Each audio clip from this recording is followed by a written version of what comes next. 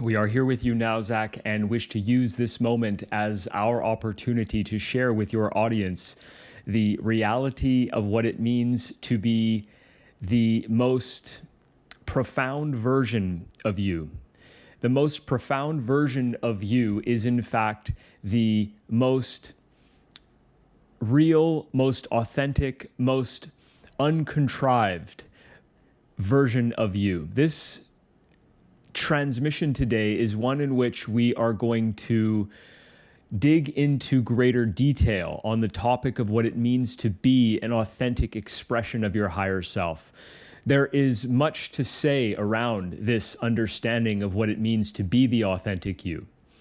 We have had previous transmissions covering this topic in a more general, more broad sense, and today we wish to go into greater detail, as the understanding of authenticity is still something that has yet to be fully discovered on the earth plane by humanity. The great awakening that humanity is experiencing collectively at this time is a phase in humanity's evolution in which humanity is being given the opportunity to express themselves in ways that honor what is real for them on a moment-to-moment basis. Humanity throughout its history has experienced different levels of oppression and control. This oppression and control has been made possible by the different entities, different elements of humanity, such as the organized religions, the education system, the medical system, different types of organizations or institutions that have all agreed on some level to play the role of oppressor, to oppress your free thought in different ways, depending on the purpose and function of the institution or organization.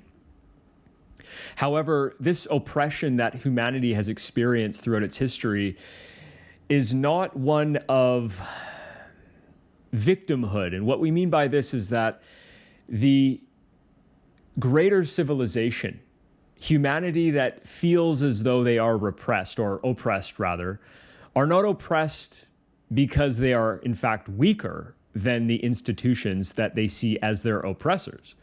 But rather, humanity is agreeing on a higher level to participate in this energy dynamic where there are two different sides of this equation. There are the society at large, humanity, of which you are a part, where you agree on a higher level to participate in this game of feeling as though you are less intelligent, weaker, less informed, and therefore deserving of another group of individuals, in this case institutions or organizations, deserving of being controlled and influenced by them. And so this is the game that humanity is willfully participating in this time. And the Great Awakening is a phase in humanity's evolution or story where the souls that are incarnating at this time are coming into their incarnation with greater conscious memory and awareness of their true power, and therefore are less likely, less willing, less interested in participating in this game of oppression and victimhood as humanity has been so accustomed to participating in. This time of the Great Awakening or Ascension phase is all about humanity remembering their true essence, which is the fact that they are an expression of Source, of Creator. And as they remember their true essence, they realize that it no longer makes sense for them. They can no longer extract learning through the continuous participation of being the willful victim. The willful victim, the decision, the willful decision to participate in the experiment, the experience of experiencing oneself as a victim. These souls that are incarnating at this time are essentially saying it is no longer of interest to us to be oppressed, to experience oppression and give our power away to someone or something outside of us. And so this time of awakening is a time of remembering. And as the soul chooses to consciously remember its source, it therefore decides that it makes more sense, it's more fun, it's more enjoyable to simply honor the authenticity of the individuality of that soul. This is an important point to consider within the context of this conversation: individuality. You are here to experience a process of what is known as individuation. This individuation process requires the individual soul to honor whatever it feels to be unique to itself. Meaning that the soul, your soul, you, have unique and specific interests, passions, desires, goals, visions, likes, dislikes. These are energy patterns which are unique to your soul. This process of awakening is the process of honoring and accepting those unique energy patterns that exist within the makeup of your soul. When the individual soul understands this and decides to honor and accept that which is unique to itself, it then allows itself to express its uniqueness in whichever form or expression is appropriate to that soul in the moment. This means it is no longer possible for a soul to both at the same time desire to express its authenticity and play the role of victim and experience oppression from a source that it sees outside of itself. So this is an ongoing experience where the soul, temporarily inhabiting this physical body, is given opportunity after opportunity after opportunity in the physical earth plane, where it can recognize that in this moment, it has an opportunity in which it can say, I have a pattern of uniqueness within myself in the form of this desire, the form of this goal, the form of the idea to speak a certain thing to this individual in this moment.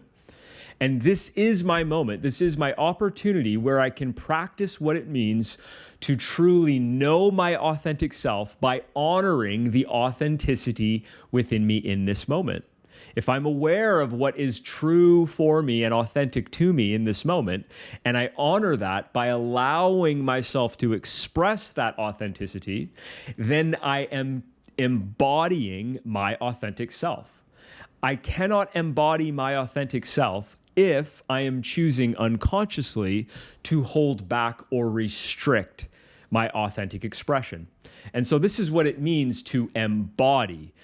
If you are aware of a pattern of uniqueness, this desire that you have to say something, to be something, to do something that has not been influenced by anyone outside of you. It has come directly from your higher self in the form of an inspiration, an idea, an insight, a feeling, a gut intuition.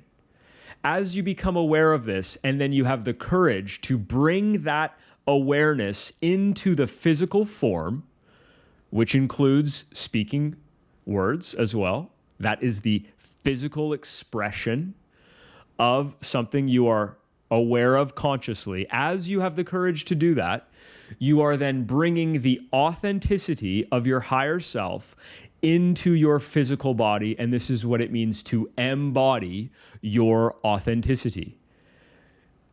As you become more accustomed and familiar with embodying your authenticity in these ways, you then grow to love yourself and accept these unique energy patterns and desires and goals and visions that you have within yourself. And so you can see this process of using these moments where you're challenged to express authentically as a process where you are invited to progressively fall in love with yourself. This is what it means to fully love yourself unconditionally, to notice that piece of uniqueness within you that you have not yet shared perhaps with other people. And as you have the courage to share that, you are therefore honoring that part of yourself or element of yourself, that piece of your soul. As you honor it through the authentic expression, you are experiencing what you may have heard referred to as soul integration. You are then integrating these various parts of your consciousness through the embrace of allowance and acceptance. When you notice that idea, that impulse coming through your awareness to say something, do something, be something, you honor it and you choose to express it. You are then embracing the existence of that part of you, of that unique energy pattern, which is a part of you. And as you are embrace it, you are effectively embracing yourself. And so this is an ongoing journey of embracing part by part by part by part. If you have the courage, this is the one variable that is required in order to effectively integrate the various parts within your soul and restore your awareness to oneness. Oneness.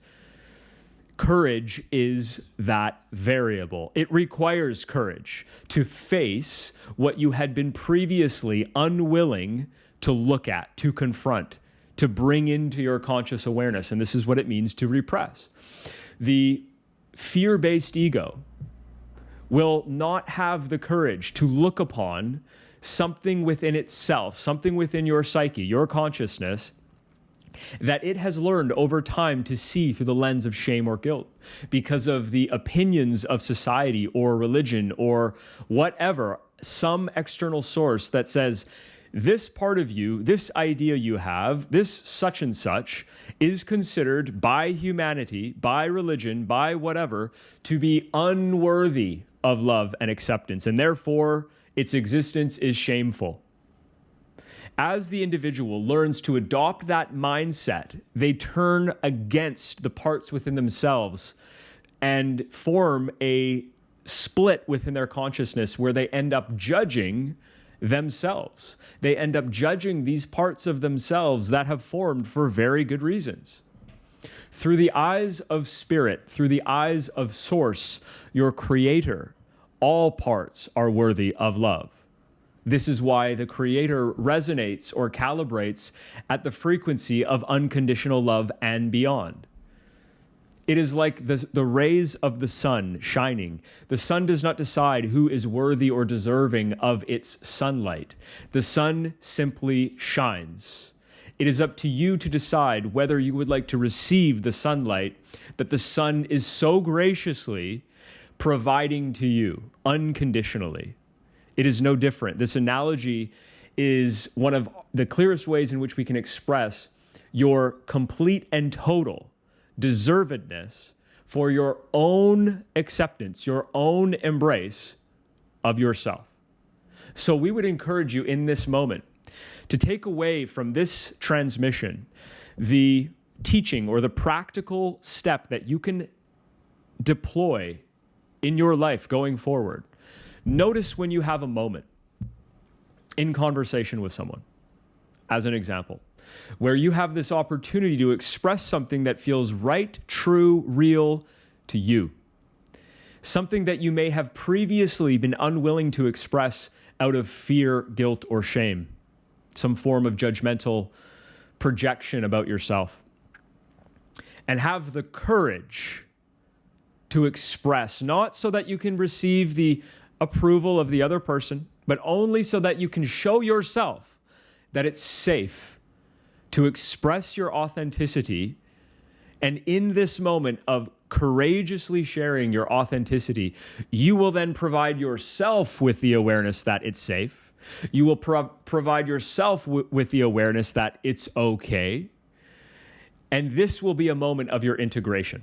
This will be a moment where you know what it means to truly embody courage. Ah, yes, I expressed this part of myself, something I had been fearful of expressing previously. And in so doing, I realized I'm still alive. It's okay. Nothing bad has happened.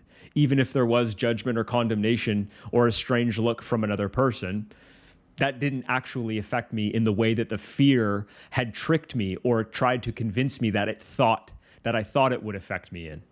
It has not affected me. It has not impacted me in a negative way. I'm still here. I'm still standing.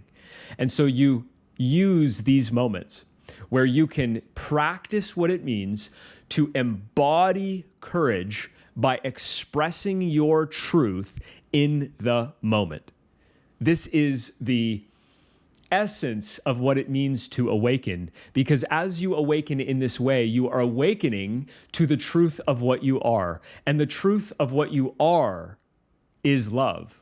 So these moments in which you are courageously sharing your authenticity with others are moments in which you're given the opportunity to practice love. And as you practice love, love is what you will know. And when you know that you are love, love is what you will give to the world. And as you give more love, you will be a shining example of what it means to ascend. You will be seen by others as a leader in this collective awakening process. That is what leadership will be recognized as in the coming very near future, as humanity becomes more aware of its true purpose throughout this awakening phase, to become aware of its true self, which is authentic expression, which is done through unconditional love. And as you embody this unconditional love through authentic expression, you will be the way shower. You will be the guide for others that have yet to remember their true purpose and how to embodiment. We thank you for this opportunity to share the teachings and wisdom of Atrioun with you, and look forward to our next opportunity. Be well. Thank you for joining us once again on another Atrioun transmission. I look forward to seeing you in the next video.